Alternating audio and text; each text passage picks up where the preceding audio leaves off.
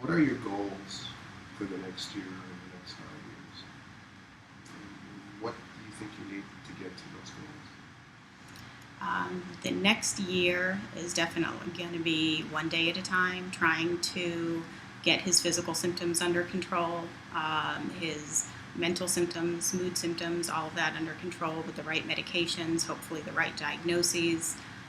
If there are some ear issues still going on to resolve that might be affecting the headaches and some of his symptoms, trying to get him in better shape one day at a time.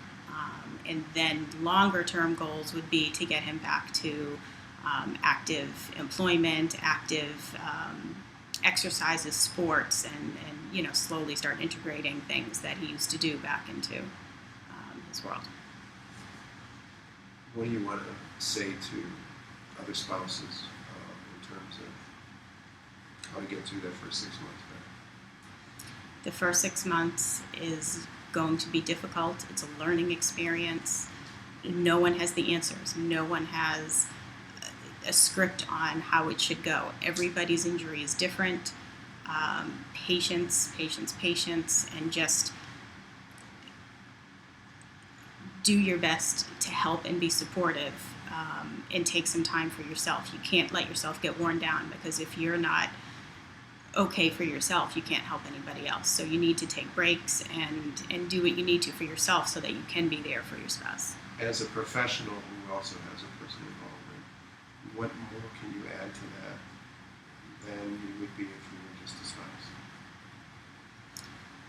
I don't know if this is really professional versus personal, but you need to take time for yourself, go to the gym, try to keep your fitness up, keep your nutrition up, try to sleep well. I mean, health, you'd be surprised how quickly your health can deteriorate if you don't take good care of yourself. So as a medical professional and somebody living it, you've got to do what you need to do for your own health first and foremost, and that's not being selfish, because if you can't be healthy yourself, you can't take care of anybody else. Anything else, Ryan?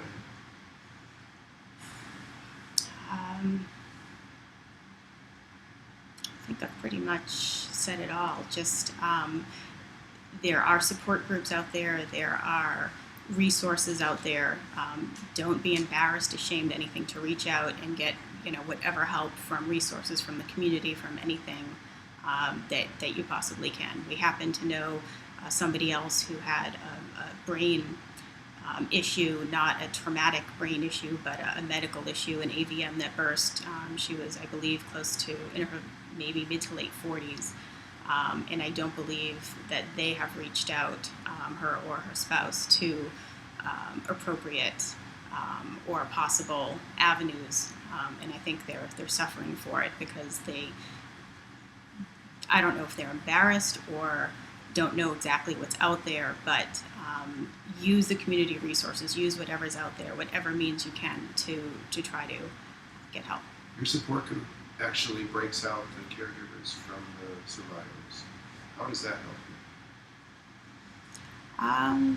There are different issues that the caregivers are dealing with versus the survivors. We go to two different support groups. Both of them are run that way. One of them starts off together and then separates. The other one that you are at separates and then comes together at the end. And the issues that are discussed are definitely different among the caregivers versus the survivors. If you get a chance to vent that you wouldn't otherwise?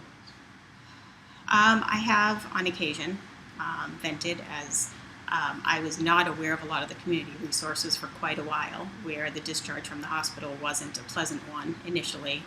I wasn't given any information on the community resources, on support groups, even on inpatient rehab, which he probably should have gone to instead of home at the time.